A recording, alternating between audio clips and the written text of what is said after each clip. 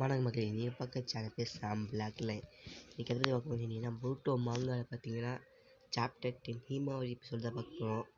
என்னால் வாய்ஸ் கொடுக்க முடியல, அதனால் பார்த்தீங்கன்னா மியூசிக் வச்சா போட்டிருப்பேன். சாரி, அடுத்த வீடியோ வாய்ஸ் கொடுக்குறேன். அதுக்கும் பாய் காய்ஸ். இந்த வீடியோ பார்த்து முடிச்சுட்டு போங்க, பாய்.